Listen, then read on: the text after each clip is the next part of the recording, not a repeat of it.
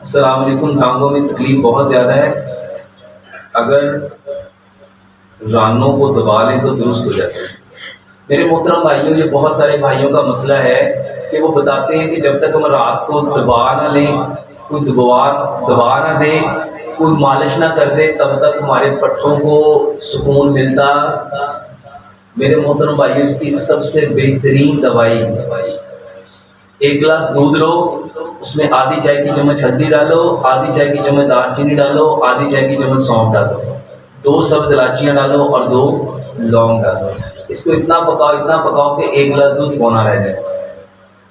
اس کو ٹھنڈا، اور اگر افورڈ کر سکتے ہو تو 1 چٹکی اس میں زعفران ڈال دو، صرف 1 چٹکی. اتنا پکاؤ 1 گلاس دودھ پونا رہ جائے.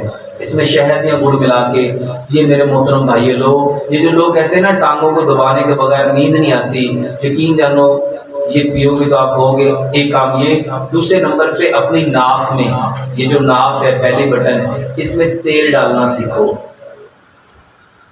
اس میں تیل ڈالنا سیکھو. میرے محترم بھائیوں، رات کو سونے سے پہلے 2 چمچ تیل لو سرسوں کا، 1 قطرہ ناک میں ڈالو، بسم اللہ پڑھو، سورۃ فاتحہ پڑھو، اس کو آہستہ آہستہ لاتے جاؤ. پھر 1 قطرہ ڈالو، بسم اللہ پڑھو، 7 قطرے ڈالو، 7 بار اس کو دباؤ. انگلیوں پہ تیل لگاؤ، ناک کے اندر باہر بسم اللہ پڑھ کے سورۃ فاتحہ پڑھ کے مساج کرو. تیل لگاؤ، کانوں کے اندر باہر مساج کرو، ہاتھوں کے اوپر مساج کرو. اور 1 چمچ کدو کا تیل لو، اپنے پیروں کا مساج، پیروں کی انگلیوں کے درمیان، پیروں کے ناخنوں میں، پیروں کے تلووں پہ، پیروں کے اوپر اچھی طرح مساج کرو. جو لوگ کہتے ہیں کہ ہماری ٹانگوں میں سکون ہے، ہمارے جسم میں سکون ہے، واللہ یہ وہ پوائنٹ ہیں، آپ کی ناک، آپ کے کان، آپ کے ہاتھ اور آپ کے پاؤں.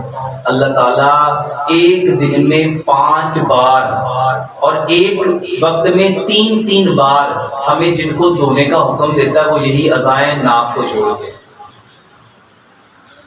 میرے محترم بھائیوں، آج کی سائنس بتاتی یہاں کچھ آکو پریشر پوائنٹس ہیں.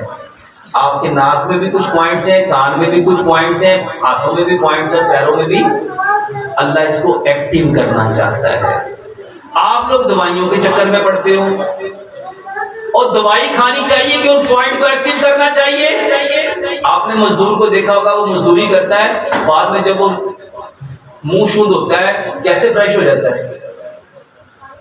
کیا وہ دوائی کھاتا ہے؟ میرے محترم بھائیوں، جو اس کے آکو پریشر پوائنٹس تھے، وہ اس کو جب پانی لگاتا ہے تو وہ ایکٹیو ہو جاتے ہیں، وہ شارپ ہو جاتا ہے. تو ہلدی دار چینی والا دودھ پیو اور اپنے اس آئل کو میرے محترم بھائیوں لگاؤ.